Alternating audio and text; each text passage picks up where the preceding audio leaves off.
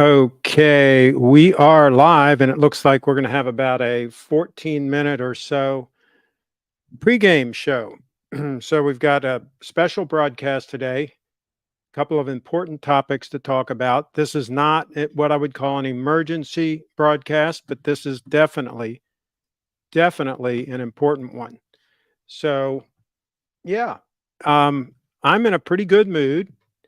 I just made another sale on eBay. A gentleman who is obviously a discerning gentleman, bought a pair of Sperry topsiders that were made in Maine. They were part of the Made in Maine collection that was done maybe 5 or 6 years ago, for a limited run, where they actually started making them in Maine again. But unfortunately, I believe they stopped doing that. But I had some pairs that I bought, new old stock on eBay, and I sold a pair for 250 US dollars, which I will probably convert that into Bitcoin. So he got a nice pair of new old stock Sperry topsider boat shoes, size 11D, and I got $250 US.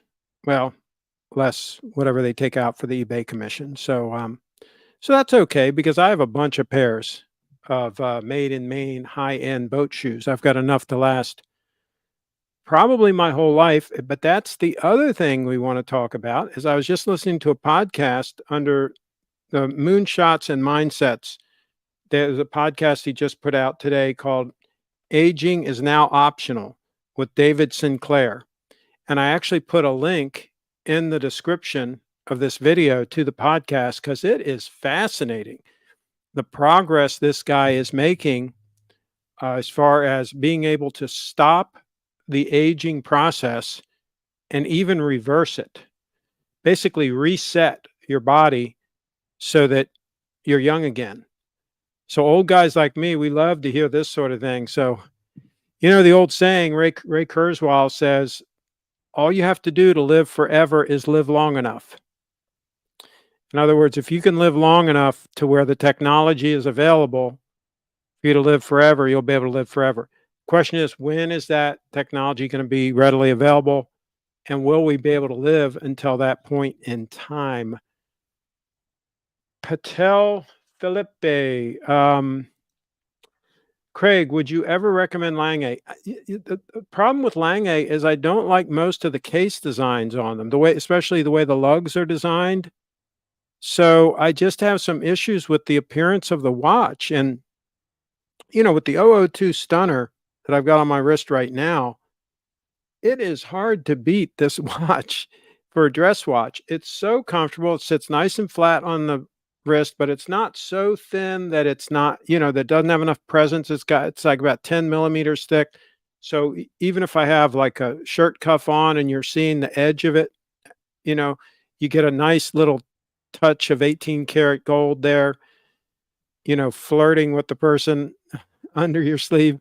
It's kind of a neat look, and it has a very good appearance as far as the side appearance, which is very important on a dress watch for the reasons I just mentioned. A very clean dial, very simple, very clean dial. I, I I don't know what I would change on this watch. And then, of course, you add the deployant clasp that's very easy to use, very easy on and off. Here, I'll show you. Okay, just take it off. Let me take his comment off here for a second. See, there it is. I don't want to drop it. There's the deployant clasp, right? So if I want to put it on, I just slide it over my wrist, feed this in, done. Okay, very, very easy on and off, exceptionally comfortable on wrist, which to me, that's the biggest thing about a watch is it has to be comfortable on wrist and has to look great on wrist, because that's why I buy my watches, is to wear them on wrist. Now, if you're buying them strictly for social media purposes, that is to put the occasional screenshot up on Facebook or whatever, the occasional wrist shot of it, where you just put it on for a moment and took a picture and then took it off and put it back in the box. then you've got more versatility, more flexibility as far as what watch you can get, right? Because you're not really wearing it on a regular basis. So it's not as big a deal. The wearability aspect of it, for example, accuracy, durability, all these things, comfort on wrist don't really matter if you're not wearing it on the wrist for any period of time. So, Craig, I know you think both are ugly, but if you had to, which one would you choose, a Royal Oak or Patek Nautilus? Um, Probably the Patek. Um, Sammy, I just am not a fan of an integral bracelet on a watch.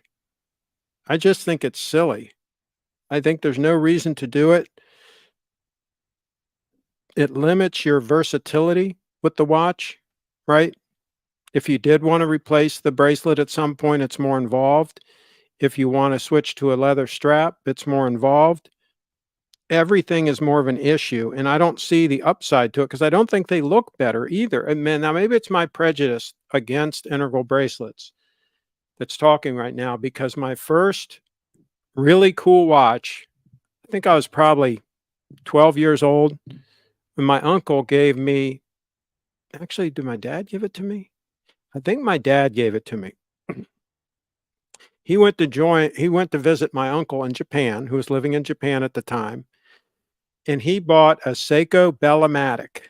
And you can Google it and see they're really cool watches. It was a Seiko Bellomatic, though it had an alarm built into it. It was really cool. It was auto wind, but you wound up the alarm part separately, right?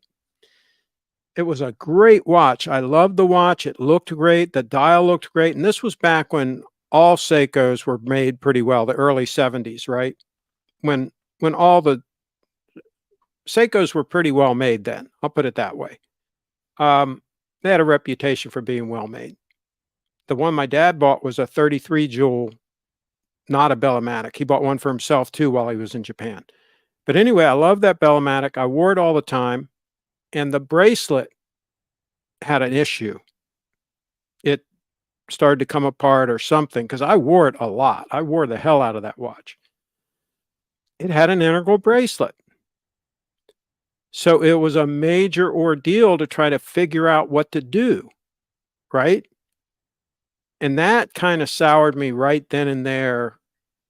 From that point on, I never liked the concept of an integral bracelet on a watch, period. Some of the dress watches, that have the bracelet that goes right into the case and it's all integral and so on. I know people think they looked hip, they looked cool, like in the 70s, late 70s, that was a thing. But no. We'll pass on the whole integral bracelet thing. Cheetown in the house. I recommend the Day-Date over the Royal Oak or Nautilus. Gold, baby. Yeah. You can never go wrong with a Day-Date. Carlos in the house. Man, we haven't seen him for a coon's age. Craig, to take Sammy's question one step further, for the same money, you could buy a Nautilus or perpetual calendar Protect dress. Yeah, exactly. There are other, can't even talk tonight. There are other Patek models that I would buy in a heartbeat over one of those so-called sport models. See, that's the other thing. It's like Patek trying to make a sport watch is like Porsche making an SUV. I don't particularly like the Porsche SUV either, right? If I want an SUV, I'm going to buy something like a Toyota Land Cruiser, right? I'm going to buy a real SUV, right? So yeah, I think they should stay in their lane. I think Patek should make elegant dress watches and leave the sport watches to Omega, Rolex, maybe Grand Seiko has some good sport watches. That's the way I see it. Craig, hello, Craig and all. Carlos in the house. Bring us up to date, Carlos. You should come in. I sent you the link. You should come in and say hi.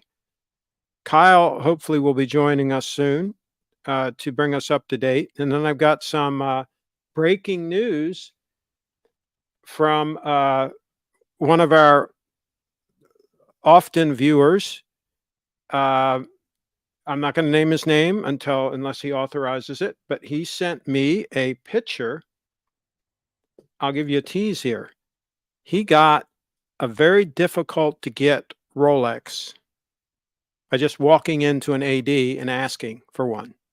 No previous purchase history, nothing. He just walked in and asked for the watch and he got it. And he sent me a photo. That's a tease for later on in the show. So more people are getting the call, folks. More people are getting the call. Vintage integral bracelet watches are a no-no to me because those old bracelets just don't hold up like they do now.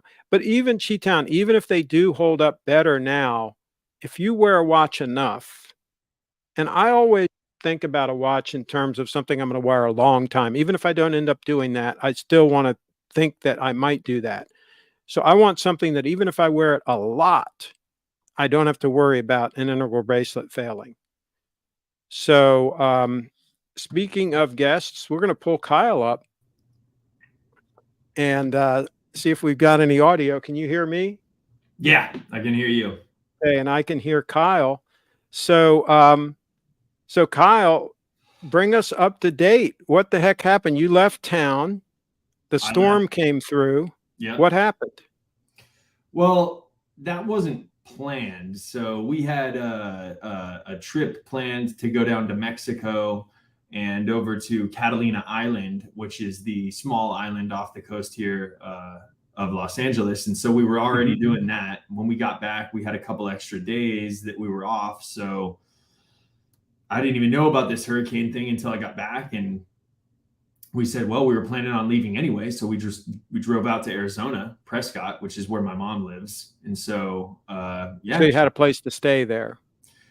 Yeah. But I mean, I talked to everybody who was here and it was like nothing happened.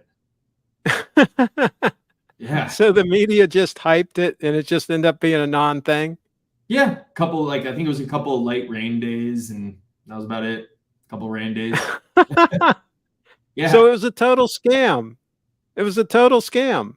I mean, once again, I wasn't here and I just had, I just talked to people that were, but apparently it was. But you didn't get back there and see like houses blown away and all kinds of like massive destruction everywhere, right? No. And like massive flooding, or you didn't see any of that? I drove through parts of the desert that apparently were really hit hard, on the way home. Palm Springs, Palm Desert. And I drove through. It was like there was no signs of weather at all. No signs of anything.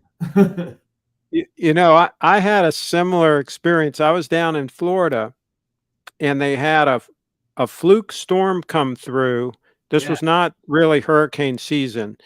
And a fluke storm came through with a bunch of tornadoes, right? And I was in Central Florida at the time, not too far from Disney. Right. And so they're talking about this massive destruction, like only like 20 miles from where I was staying at the time, right? And so like just horrendous destruction like nobody's ever seen before. And they showed pictures on the news of houses with the roofs torn off and stuff like that. Yeah. At different angles. And so I drove up there. I said, man, I got to take a look at this. So I drove up and it was like one street, right? And they all used footage from like different angles and stuff to make it look like it was a bunch of different houses and things like that. I think that's and there was one warehouse that was like where they had like sales of stuff, like yard sales type things. It was like a flimsy made warehouse where people on Saturdays would sell a bunch of stuff, right? But it certainly wasn't well made, right? And that thing blew down, right? So yes, there was some destruction, but if I was just going by what the media had said, I'd have assumed that that whole area was totally wiped out. Right. But I drove up there and it was nothing like that. Sometimes so this is what we're yeah, sometimes you got to see it for yourself. I mean, really. It's absolutely bizarre. Yeah. I was fearful that there would be, closures on the freeways that I needed to take back here and things. And it's like nothing ever happened. So, okay. So we got some comments here. Let's catch up on the comments. I can't see Carlos's comments. Why did he ban me? No, maybe he banned Carlos. Uh-oh, you guys are banning each other. You got to stop doing that. Cheat down. I won't argue with you there, Craig. Integral bracelets are a liability. Yeah, I don't see an upside to them.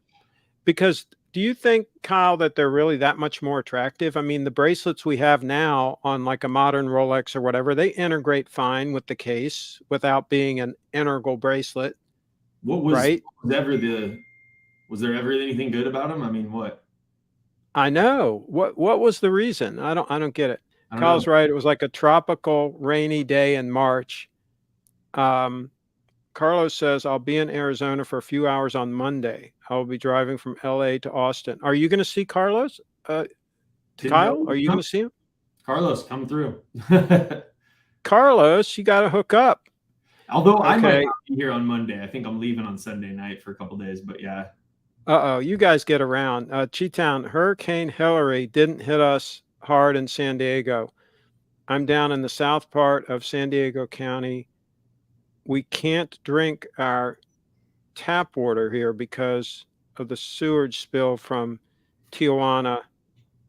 Okay. Yeah, because they're right there at the border. Tijuana's right there. So they suffer from stuff that goes on in Mexico. True. Craig, now that Rolex has bought Bucure, I'm not familiar with them. Should we expect? I heard about that. What is that? Is that some other watch brand? It is. Yeah. I'm wondering how they'll integrate that into their. Are they any good, those watches? There was one on the cover of a Watchman. I don't know much about them other than I'm familiar with the brand, but Okay. I'm sure they're luxury timepieces, so yeah, they're probably pretty good. Okay, so Lost Spring Bar is in the house. And he says, what's happening, all Carlos? Okay, so here we go. This is what I teased in the pregame show, and we're now into the official show. It's 5:03 p.m. Check this out, Kyle. Mm-hmm. Can you see what's in that picture? I'm going Yeah. to try to make that full screen. Hold on. I see it. Solo layout. Here we go. Guess what? This gentleman, Lost Spring Bar, claims that he walked right into an AD, no purchase history with this particular AD, and walked out with a Batgirl. And this is Lost Spring Bar. That's what he's claiming. Well, I believe him. He wouldn't lie. What do you think about that, guys? What do you think about this on the channel? That's pretty good. So let us know in the comments, Lost Spring Bar, if I'm speaking out of turn, if this is accurate, let us know in the comments live here on the show. I see. Okay. Now let's see. Is Carlos saying something I can't see? Okay. There's something down lower there. Retail store and also has a watch brand. Okay. Got it. They own Tourneau. Okay. Let's see. I'll be very short time in LA. I will move our mini from California to Texas as our son is moving there. Okay. A lot of people are moving to Texas.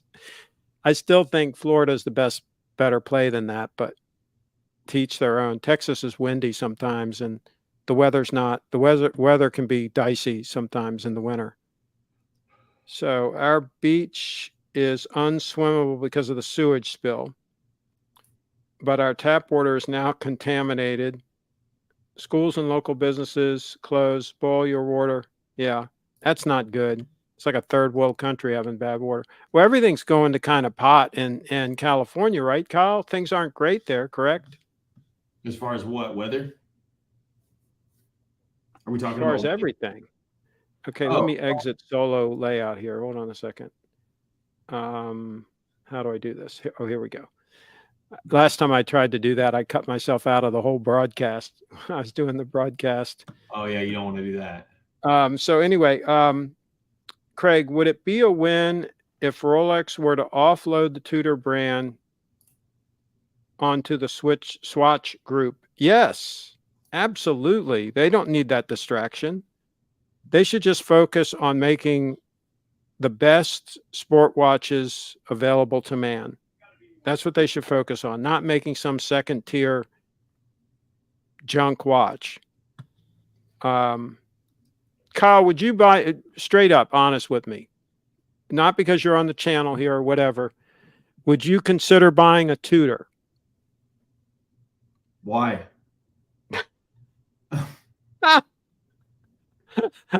Oh God. Really? Why? That's the way we were reacting back in the day. Back in the day when somebody would suggest looking at the Tudors, we would just keep on with the conversation. We'd like almost ignore them. We'd be like, no, that's not happening. And go and move right on to whether or not we're going to go to the polo club that Sunday or not. You know, I mean, is someone able to give me a good reason? I haven't found one. that's right. Give us a reason. Yeah. I don't know why I would, because I feel like they don't look as good as Rolexes. Yeah, they don't cost as much money. Aren't they thicker for the most part? Like if you get a Submariner style Tudor, whatever they call the Tudor one, right? Isn't it thicker than your sub? I'm not sure. I think it is. I wouldn't want to say it is and then be wrong. So Can you all let us know in the chat, is the comparable, if Kyle were to get rid of his Submariner, you still have the Submariner, right? Yeah. If Kyle were to get rid of his Submariner and get the closest possible Tudor to that model, would it be thicker? Well, also let us know in the chat. For me, I mean, that's just not what I wanted. It's not even, it has just no meaning to me whatsoever. When I was growing up, the older, men in my family that I looked up to, they did not wear that. So it's not there you go. Never anything that I was aspiring, to get, like a level that I was aspiring to get to. It was like people wore Rolexes. Successful people didn't wear Tudors, not at all. And so exactly. They look like Rolexes with something off, something's wrong. So yeah. Well, they always do that. Yeah. They always dumb them down, to differentiate them from the Rolex. They do that, I think, on purpose, because they remember they used to have the Mercedes hour hand on them. At least they had that. Yeah, my favorite one is the Tudor Submariner. They don't make it. And then they took that away. Yeah. Now they have the funky hour hand on all of them. Yeah. Okay. Some of their models are downright ugly. Yeah. Carlos says he's starting to work at Tesla. Okay. Very good. First move for an engineer. Absolutely. Good for him. Let's see. Good to hear, Carlos. Maybe he can work on the fire issue so they don't catch on fire. Maybe he can be tasked with fixing that issue. Because let me tell you something. Talk about bad PR. The first time you have a bunch of cars charging in like a parking garage under a big building, right, and those puppies catch on fire, those fires burn hot, and they let off gases like cobalt and all kinds of really nasty stuff that'll straight up kill you. Right. And so imagine in a parking garage underneath a building with a whole bunch of people in the building, and those puppies catch on fire. It could be a really bad day for Tesla PR department. I'll put it that way. Oh yeah. Because if you look at that ship that caught on fire, that literally burned for like weeks, the fire is so hot from those things. It's like a acetylene torch. See, the battery packs, these lithium ion battery packs, they don't need oxygen to burn. They create their own oxygen. Okay. So normally on these big ships that ship cars across the ocean, if something catches on fire, they starve it of oxygen. They just cut off the oxygen flow to that segment of the ship, right? And then the fire goes out very quickly because there's no air, right? But these electric cars, they'll just keep right on getting on. They don't need it. So it's really a bad idea to have these things in a combined area, tight together, and just have one of them catch fire. Then it's the whole deal. So when are you getting yours? Huh? So when are you going to get your Tesla? I'll be the last one in line. First of all, they're uncomfortable. Have you ever ridden in one? Yeah, I've got friends with Teslas. Yeah. Now, are they comfortable now? Because they used to be, the seats didn't have much padding in them. There was almost no headroom. They were really uncomfortable inside. I haven't spent enough time in them, but a buddy of mine just bought a brand new one. He got a tax rebate or something. They give a pretty good kickback if you buy one right now. So he rationed. Sure, sure. But yeah, I mean, it's not for me. I wouldn't want it, but whatever. Yeah, I just think there's a lot of cars that are more comfortable than those. But, like if you compared an LS 430, for example, and rode in the back seat for like a 4-hour trip, Probably not. you'd feel like you just went around the block in the Yeah. Lexus, right? In the big sedan Lexus LS sedan. That electric car, you'd feel like you were beaten to death in the back seat of that puppy. Like you're riding on a buckboard. Anyway, Lost Spring Bar says the Tudor would 100% be thicker by 2 to 3 millimeters. So that's significant. So add to the fact that it's thicker, it's uglier, and there's no reason to buy it when you can just buy a Rolex. Yeah. There you are. Now, for Carlos, a differentiating factor is he liked the silver.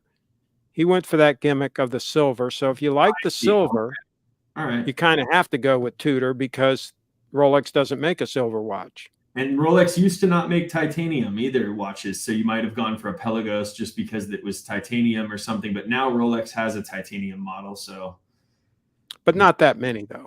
One, I think, just the Yachtmaster. Yeah.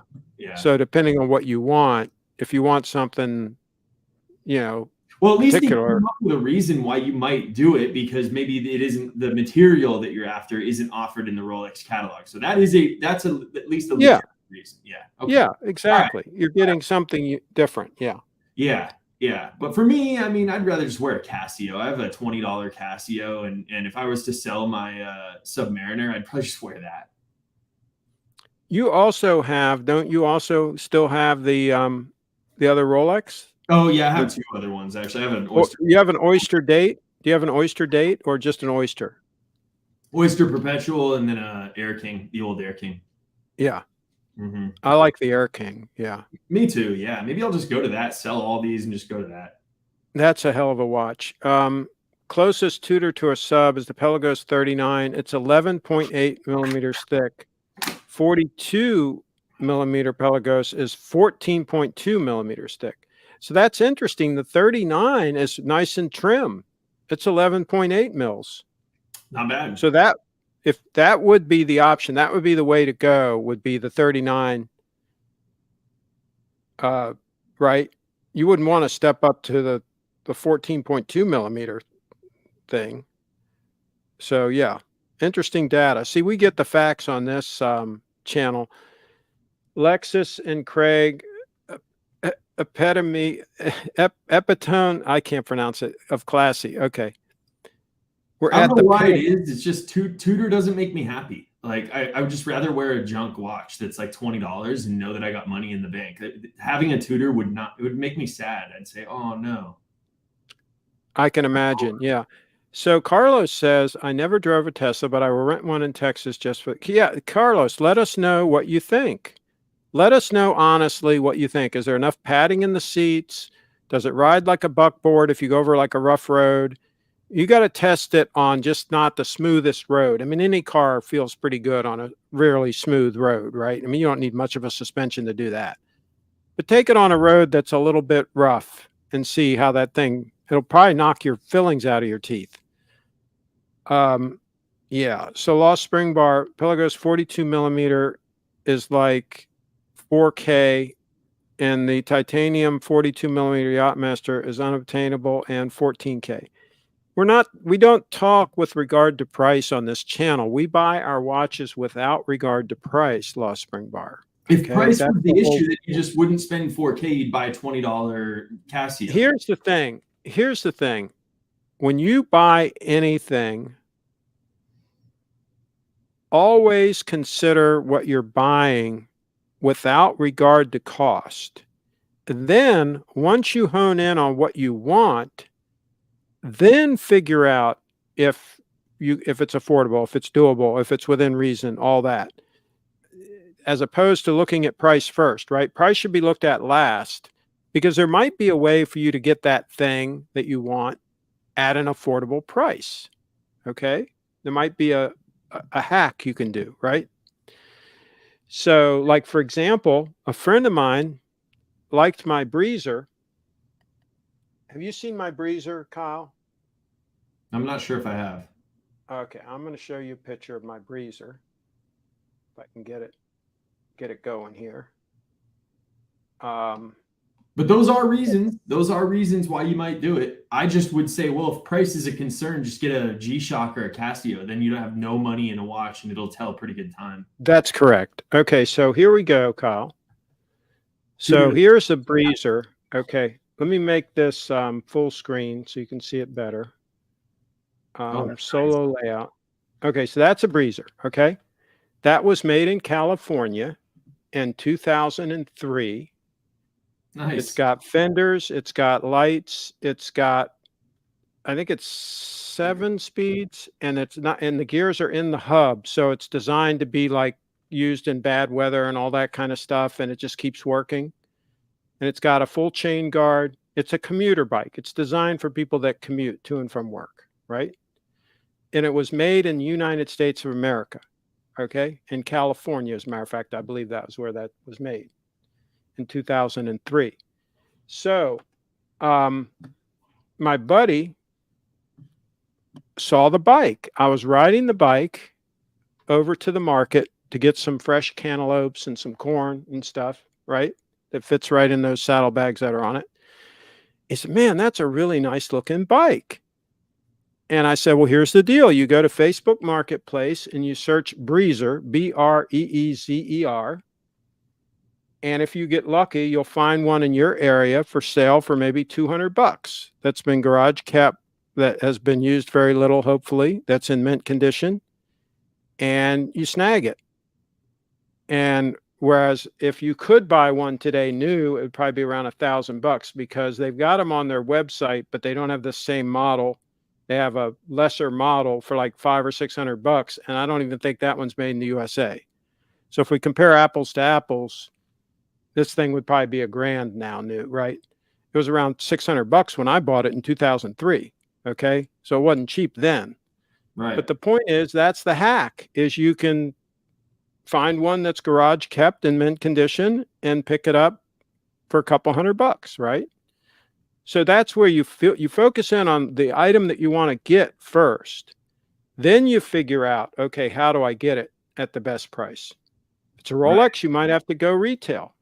You might have no choice. You might have to get on a waiting list. You might have to do whatever you got to do. Right. But that's what you do. But you don't buy a freaking Tudor. Man.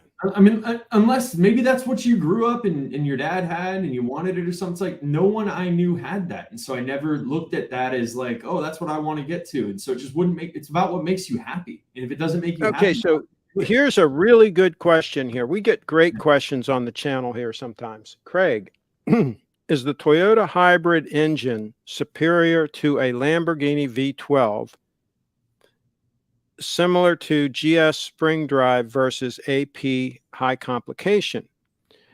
Okay, so here's the thing about Toyota hybrids is my Prius, which is a 2004 model, was basically handmade in Japan.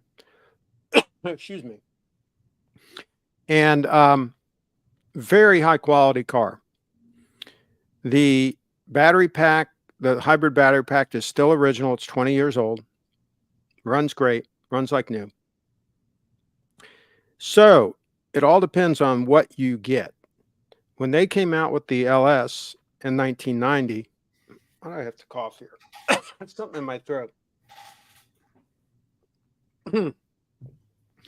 When they came out with the LS in 1990, they pretty much hand built that thing in Japan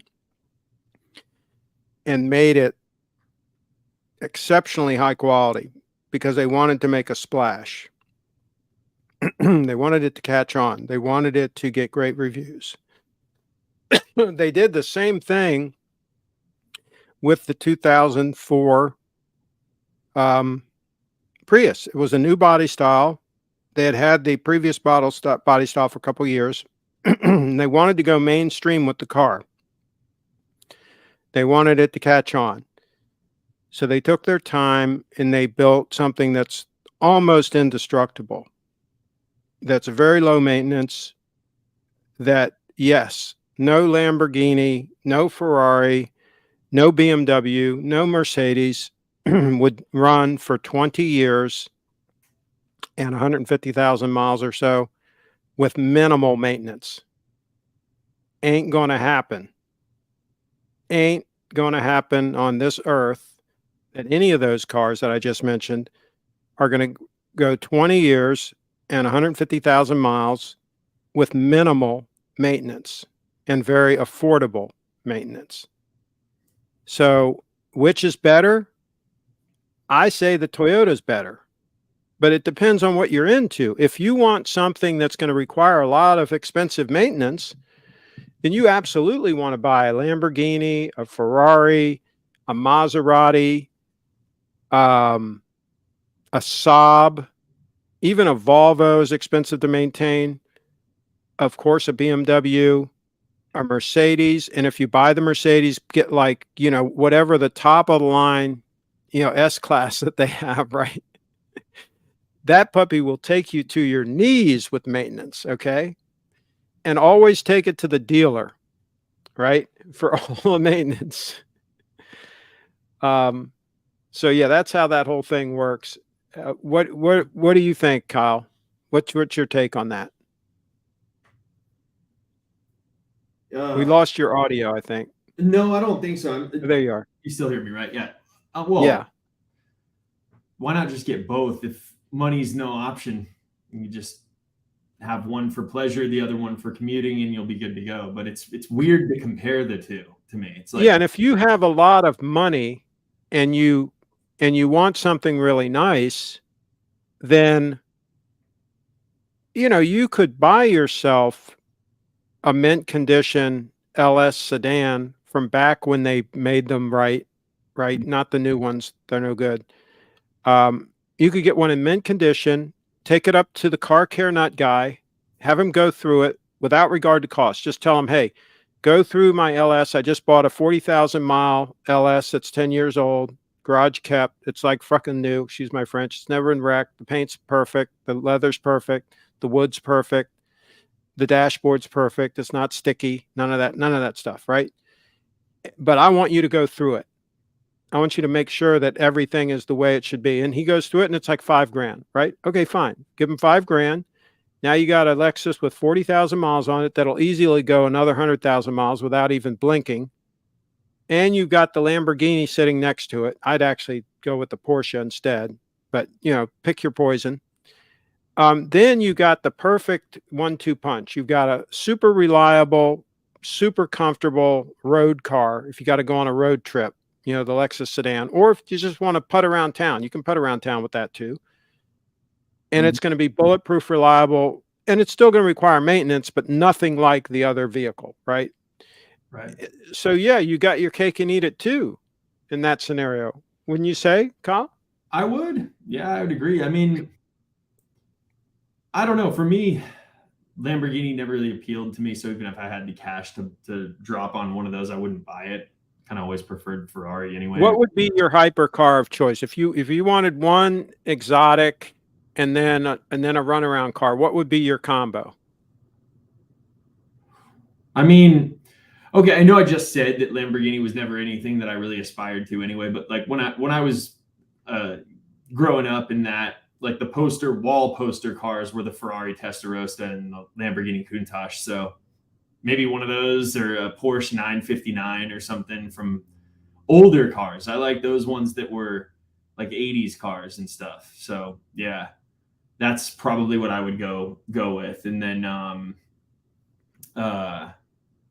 yeah, back to the Lexus LS sedan though, which would be a nice car to just drive around in. There is talk of them actually I've heard there's talk of them doing away with it altogether. The newest model has been so unsuccessful.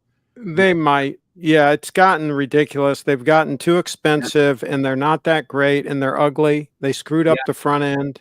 Right. And plus, I don't think they're even as reliable as they used to be. They've made them way too complicated. Okay, how about the Cybertruck? Cybertruck's ugly. Okay, so there's that. Oof. But anyway, somebody asked about the Cybertruck. Yeah. Um, Yeah. Maybe it's I got a actually. Saturn Moon swatch in Madrid. As I passed by the store, saw people outside very happy with the new watches. I got inside and only two people in line. Okay. Yeah. Um, I actually regret my purchase.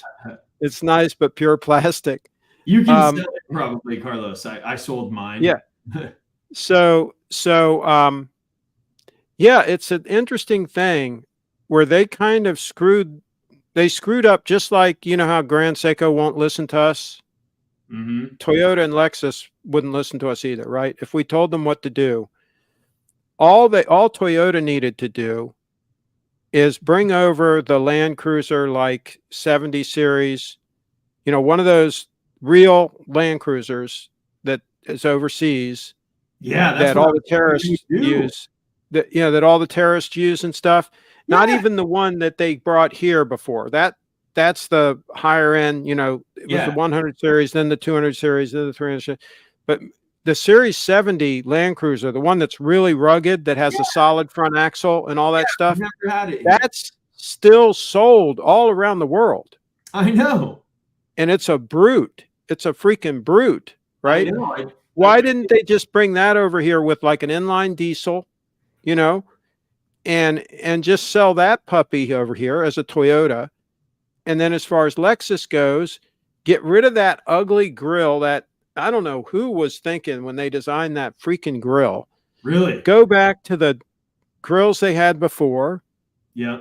Don't get as complicated with all the air suspension and all the computer controlled everything. And you know, don't try to be a freaking BMW, you know, or something. I mean, go back to being a solid, reliable, just as reliable as a Toyota car, right? I But a agree. Lexus. That's where they should have stayed in their lane. They got outside of their lane and they screwed up. They started charging equal money to like Mercedes and BMW and stuff, pretty close. Yeah. Whereas before they were a bargain, right? You could buy like the LS sedan for significantly less than you paid for an S-Class Mercedes. If you Right. compared top of the line to top of the line, right? Right. And so, yeah, they screwed up. But the good news is they sold a lot of LS 430s and LS 460s. And they're out there, little old lady ones are out there. Those are the people that bought them, right? And so they're sitting in garages with low mileage to be snatched up. A buddy of mine down in Florida just snatched one up, but he bought one with 160,000 miles on it. I'll probably get one with considerably less mileage than that on it. This is But a. that's the good news is they're available. They don't sell for crazy money. He said I should be able to get a low mileage, really nice one for around 15. I think I'm going to have to go more like 20. This is a But 430 or a 460. yeah, but still 20. Yeah, let's say you spent 20 for one that was just a stand-up mint condition car, and then you spent another $5,000 letting the car care not guy go through it, right? Now you got 25 grand in the car, and you got something that'll last easily a decade, and with just normal maintenance, And this is the 460. and you got a nice car. 460 or 430 you want? I'd rather tell you the truth, I think the 430 is a better car. I think it's better made. 430 I think I like the 430 more too. The car care nut guy says the 430 is the better car. He says it's better. He says the 460 is still good, but it has some foibles that the 430 didn't have, like the control arms go sooner in them and different stuff. But it's nothing that's insurmountable. It's stuff that he can fix, right? But he likes the 430. Something about those 430s is really nice. I like those. And he likes the later 430s. So the 430, I had a 2002. Okay. I think he says the 2004 is a sweet spot for the 430. I think they made them until 2006, right? Something like that. Yeah. Yeah. So I think any of them are good. I think it's more condition. And he also says, don't buy the top of the line one with the soft closing doors and with the, like, I think some of those had like air suspension and stuff. And he So says the base model one is just the most reliable. And cool. I had the base model one, and it rode nice. It didn't need any air suspension. Trust me, it rode great. So mine was 56,000 new with a discount, with a pretty good discount. Yeah. You remember mine? No, Let me show you a photo. I'm not sure if I ever saw a photo of it actually. Yeah. What color was it? It was that light blue. Oh no, I don't know if I've seen it. Yeah, I'll show you.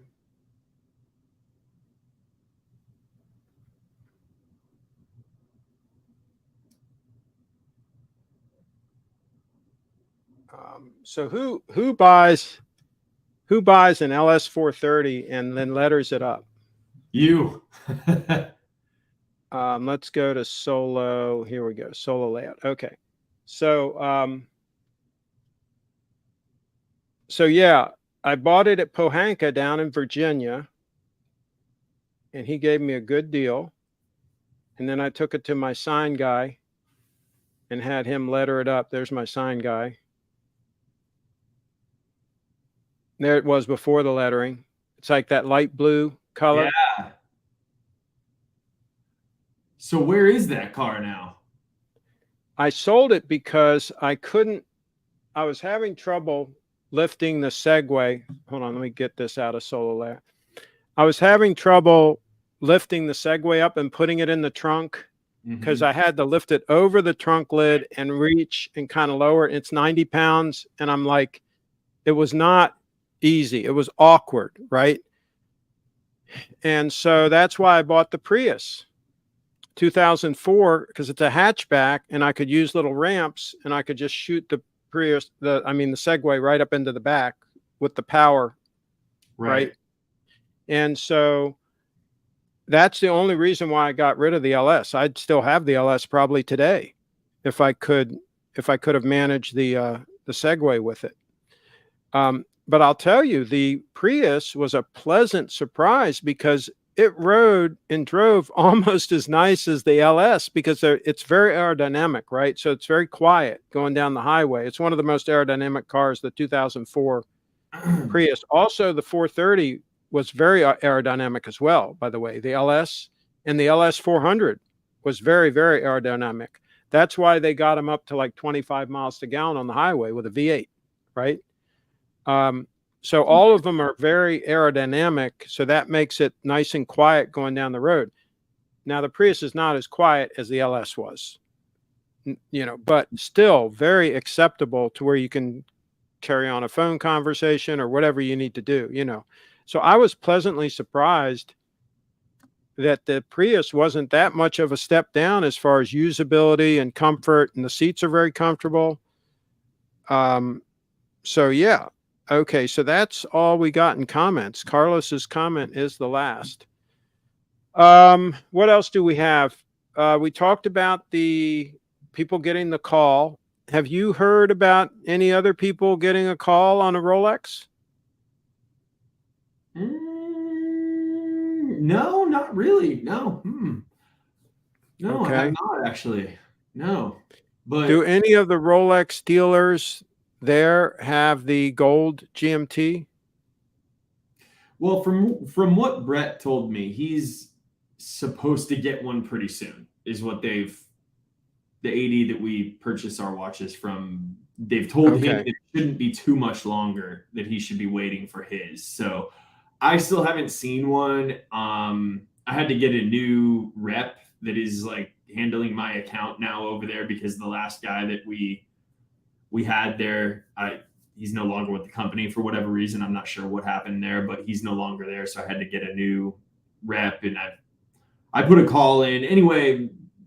So you're establishing your connections now with him. Good. Well, actually, the Good. store manager is who I've gone to direct. I just went directly to the store manager because I don't know any of the other people that are the sales reps there. So I just wanted to go right to the guy that's running the store. So, Mhm. but I've got nothing really on the horizon for myself. There's nothing that I'm looking to get personally. But Brett has told me that he shouldn't be waiting too much longer for his gold GMT because that's the one that he wants. He wants that yellow gold. Okay, so now let's Yeah. talk about this. Was he excited about the gold GMT? Now we're talking the yellow gold one, right? Yeah. Was he excited about that when it was first announced? Oh Or yeah, did it? we all were. We were all excited that it was back. You know, I couldn't understand why they didn't make a yellow gold GMT. So And I guess he likes the fact that it's got the ceramic sleeves and the bracelet, so he doesn't have to worry about stretch. Because that was the only downside to his date just, his right, gold date just, is it wouldn't have had those sleeves. I wonder, I wonder if those could be retrofitted. possible. I'm not sure. Could be. I don't know how involved it is to take that bracelet apart and put those things in, but that would be an interesting thing I for think. somebody to consider if they bought one of those vintage watches that was in really good shape, Yeah, that didn't have stretch, to like cut it off at the pass and like have those ceramic sleeves installed. he's got another date just now that he recently got, and I haven't seen it yet because he's out of the country right now. He's in Panama. I think he's in Panama actually. Okay. But he's got it's it's a stainless steel Jubilee bracelet, fluted bezel, and it's a green dial. So it's pretty nice. Okay. Yeah. Yeah. Well, when he gets the gold GMT, yeah, he can just ditch that thing. Yeah, he can, I'm sure. Yeah. Yeah. Now, is his plan, is he going to wear the gold GMT a lot, or is he just going to keep it for special occasions? I assume he'll just wear it. Yeah. Yeah. What's he wearing now? He's wearing the date chest. Yeah. But he also bought a no date sub like mine. He has that too. Okay. Yeah. So he's got one Okay. of those too. Yeah. Yeah, that's a really good watch, the no date sub. I mean, if Yeah. I was going to buy a Rolex sport model as my steel rotation, let's say I had a rotation of a day date or the gold GMT, one of those two for Mhm. gold stunner, Yeah. and then I wanted a steel piece to rotate with it. Let's say I was going to go with a 2 Rolex rotation. I think it would absolutely either, well, I'll put it this way. If the gold piece was the GMT, then the steel piece would definitely be the no date sub. Yeah. If the gold piece was the date 8, then I would probably go with a GMT for a steel GMT Yeah. for the rotation piece. Yeah. That'd be good. But still, Um, there's an argument to be made that your sport watch, the 231, is still better than both. well, I mean, if you think about it, my goodness, those things can be bought any day of the week for like $5,000. That's a lot of watch for $5,000. Right. I mean, that's a rugged watch that can take a lot of abuse for years and still look good and be super comfortable on wrist doing it. And the thing is, here's the thing: if you've got a 2 watch rotation anyway, then your sport watch can be on the big side because you got the other watch when you need a smaller watch, Right. right? So there's no downside. Now, if you're going with a 1 watch situation, then then there's no way I would go with the 231 unless I just always dressed in sport clothes and just had no need, right? Right. Okay, the last thing we're going to talk about as an update. I told you about these pieces, right? Yep. So go back into solo layout here.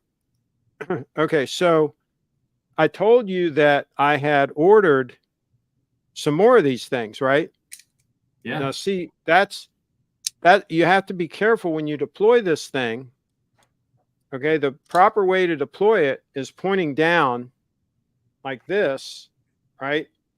The blade, that way the blade helps with the deployment. The weight of the blade, if you try to fight the weight of the blade, like if you're pointing up like this, it ain't going to lock up. You're going to have to flick it then, right, to get to lock up. So that's why if you look in the like greaser movies and stuff, when they have these, they're always pointing them down when they deploy them, right? Which is fine. The other thing you can do is you can have it level like this, and it should deploy. That was close. But anyway, best thing is pointing down. All right. So what happened was I ordered 4 more of these things because I was impressed with the quality. It's really well made. I was shocked when I got it, to tell you the truth.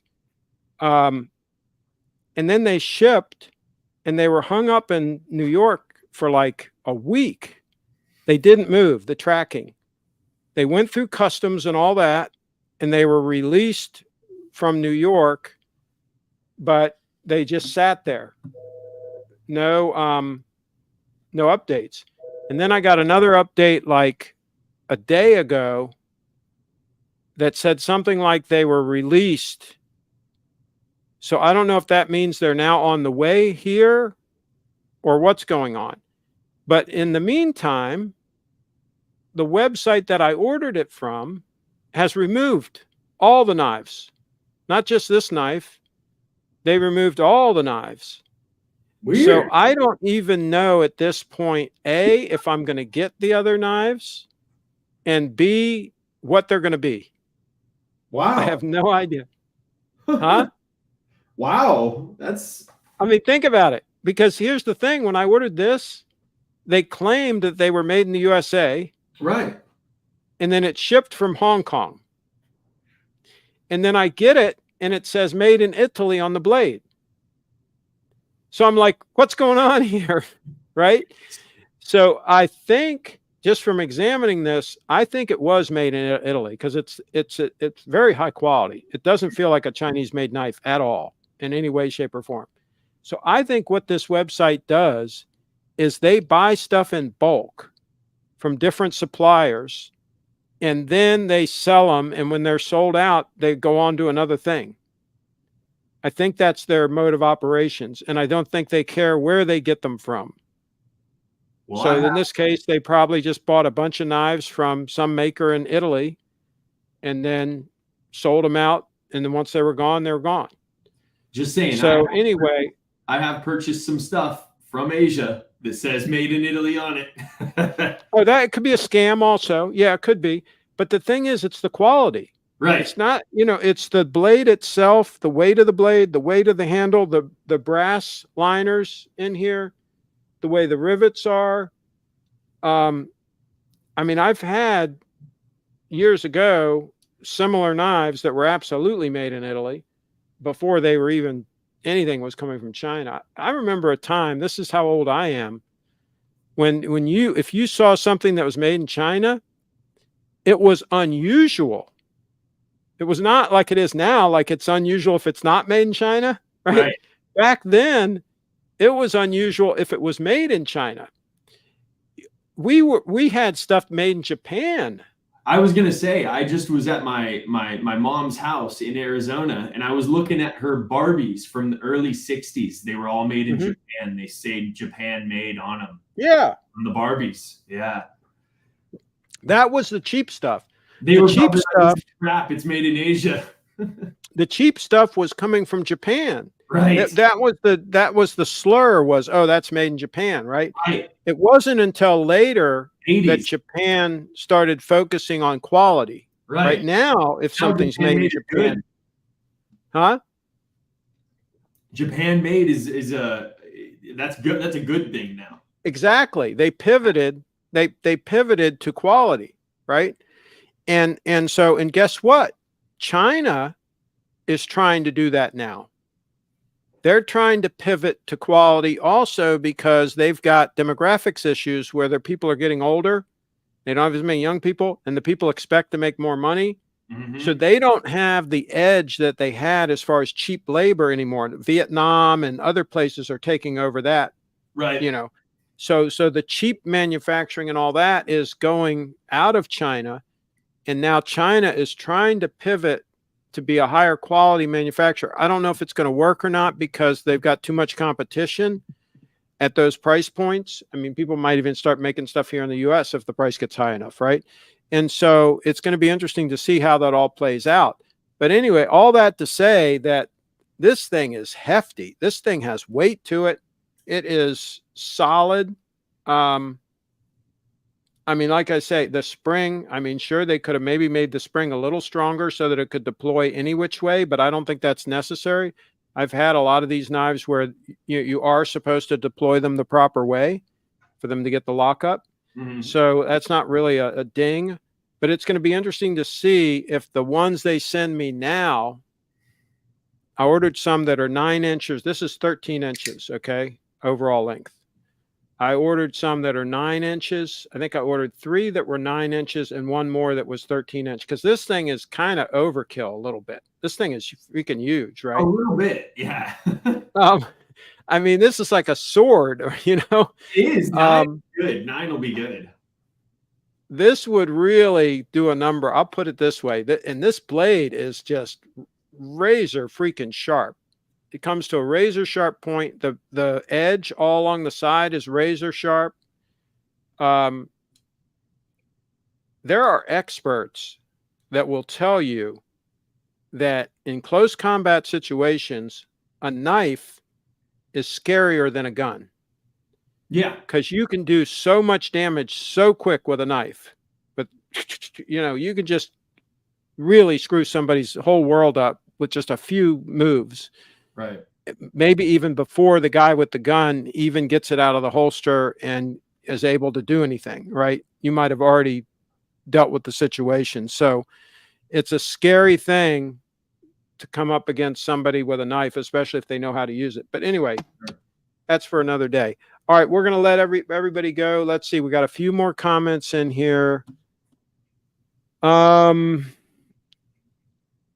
Are you still selling the Bitcoin signet ring? I actually never sold them myself. I had a link. I referred people to the gentleman that made it for me over in, I believe he's on the West Coast there. I think it was in Oregon. Anyway, good guy. He says he doesn't want to make them anymore because, first of all, his price was pretty low. And I don't think he realized how much work was involved in making them, how much time. And he said that his failure rate was too high, that, you know, he would cast one and it would have a problem and then he'd have to redo it, type of thing. And so he ended up making the rings like a couple times over, right?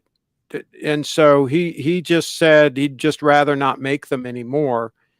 And we did about, I think we did about 6 or 7 of them total was that he made out of the 21 that we were going to make. So there may never be any more of those rings produced unless somebody picks up the mantle and figures out and does it. So anyway, very limited item. And I have mine on right now. So I wear it all the time. I don't wear it when I sleep. It's the only time I take it off. This faux pay, all the time, even when I sleep. Don't even know it's there anymore. It just disappeared. It just disappeared on the neck. Let's see. Silver Tudor is a beauty. And Tim says, hey, hi. Craig, could you use that knife when you go camping in the wilderness? Yeah, if a bear comes after you. It's really the blade. Yeah, you could use it for other purposes, but it's really not designed for other purposes. Right. What are your thoughts, Kyle? If a bear came up on me, I'd probably want something more than that. Yeah, but I mean, what do you think about this being designed to be used for like things other than, you know, killing people? It's not a real practical blade shape. I'll put it that way, for like whittling or something. Not exactly. No, I mean, I think it's kind of a purpose-built, yeah, item. right. I agree. I see the 9 inch. Now you could put it on a spear. You know, if you were in the wilderness and you put this on a end of a piece of wood or something and made a spear, my gosh, you could spear something, You could probably spear a wild boar with this damn thing if you hit them in the right spot. Sure. You better hit them in the right spot though, because those are mean puppies. Let's see. All right, quality in China. I think that is correct. We have a product made in China where the factory is audited by Australia. Yeah, well, see, I mean, Apple's a perfect example, right? They run herd on quality control and make sure the phones are built properly, and the phones are usually pretty good, pretty reliable. Spyderco has a factory in Taiwan that a lot of the Spyderco knife guys say they're as good as the ones that are made in Japan. I prefer the ones that are made in Japan. They also have a factory in the US. So yeah, these things happen. There are manufacturers that are able to maintain quality in China, but it's more challenging. I'll put it that way, because there's some issues with the materials and some different things that are issues. All right, this is the last comment. Who bought the deep sea dweller in the thumbnail photo? Kyle. Yeah. Who bought that? Years ago, I bought that. So you bought it and you sold it to somebody. Yeah, it was terribly uncomfortable. I would never wear that piece. So yeah, I bought it and sold it very quickly because it's I don't even think they're very attractive. I do like that dial though. Someone commented on one of my videos. They said, "You want the black dial?" I just couldn't even comment back because I think that's just the silliest thing ever. If you're gonna buy that watch, you should definitely buy the deep blue dial. But no, it's just uncomfortable. If you're not a huge hulking guy, then I don't think you need a watch like that. And I figured that out almost right away. It's extremely uncomfortable in comparison to my Submariner. So plus I don't like watches with dates on them, extra work. And your Submariner looks like it was made for you. I mean, it looks great on your wrist. It was fate too, because the day that I sold that deep sea, right when I got in the car from selling it, the other AD called me and said, your no date sub is here. Come get it. It was incredible. Wow. Yeah. And so I just went and got that done. That's what happens when you live right. You know, you get breaks like that. All right. Well, we're going to wrap this puppy up. We'll do a time check real quick. It is 5:53 p.m. and all is well. I'm going to have some corn, some fresh corn. The corn's going to be out of season here pretty soon. So I've been eating some corn on the cob pretty regular here. Derek says we can't end. Imagine that. What a shock. All right, folks. Thanks for tuning in. We'll try our best to do the same thing next week. Same time, same bat channel. And anybody else that can come in, pan-seared ribeye. Why didn't you come in? Come on. Any of you others that can come in. I just wanted to, as a guest, one more thing, if I could address that too. I saw some comments. People did want me to buy a high quality watch. So give me some suggestions. I think somebody said they want me to get a, when am I going to get a Lange or, so yeah, let's just keep the suggestions coming and we'll see how I feel about them. Maybe to be continued. I think you should get the, a gold GMT also. Maybe. I think that's going to be the watch, because think about it. A lot of people have a day date. You know, you see those, they're pretty common. I think there are how many people do you see wearing a gold GMT? Not many. Think about it. No, not many. You see what I'm saying?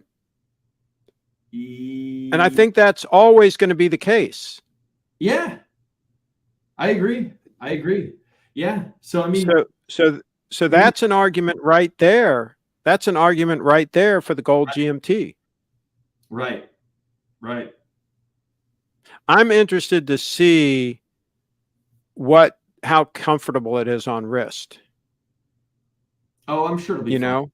I mean, once he gets his, I want a full report on comfort. Yeah. Because I'm a little bit concerned with the sharp edges on the side of the case and all that. My guess is it'll be fine, but I just want to know. I think it'll be fine because mine has those edges and it's steel. If that's gold and has them, I think it's going to be even better. Jubilee bracelet, even better.